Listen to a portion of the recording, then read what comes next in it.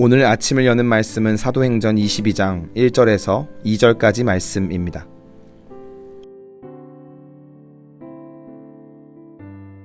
부형들아, 내가 지금 여러분 앞에서 변명하는 말을 들으라.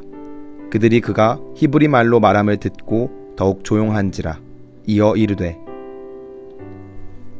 사도행전 22장 말씀은 결박당한 바울이 죽음을 각오하고 자신을 변론하는 내용을 소개하고 있습니다.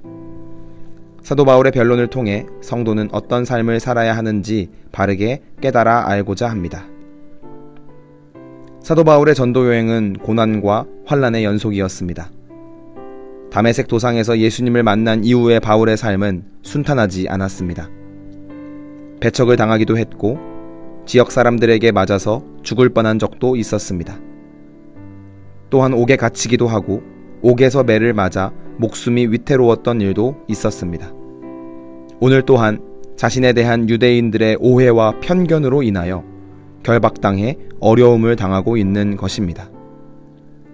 이에 사도 바울은 예루살렘 사람들 앞과 종교 지도자들 앞에서 변론을 할 기회를 요청합니다.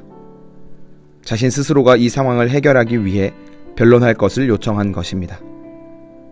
천부장은 바울의 요청을 허락했고 이에 바울은 히브리 말로 그들에게 연설을 시작합니다. 사도 바울은 먼저 자신이 어떤 사람이었는지를 밝힙니다.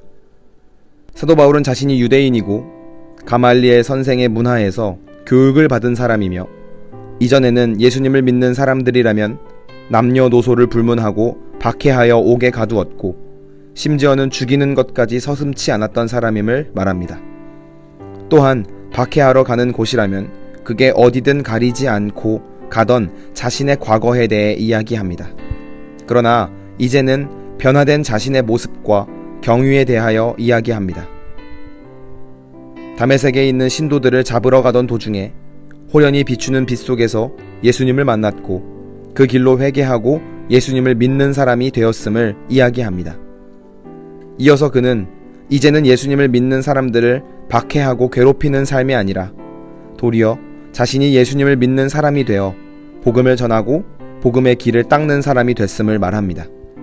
특히 자신이 이방 사람들을 위한 사도로 부르심을 받아 예루살렘을 넘어 땅끝까지 복음을 전하는 사람임을 이야기합니다. 사도 바울은 변론 기회 전부를 하나님의 사랑과 그 위대함을 전하는 데 사용합니다. 그런데 다시 생각해보면 인간적인 생각으로는 이해가 가지 않는 행동입니다. 왜냐하면 보통은 억울한 누명을 쓰고 이를 변론할 기회가 주어진다면 억울한 상황에 대해 이야기를 하거나 오해의 영역을 지우는 데 힘을 쓸 것입니다. 아니면 자신이 이러한 취급을 받을 필요가 없다는 것을 적극적으로 변론할 것입니다.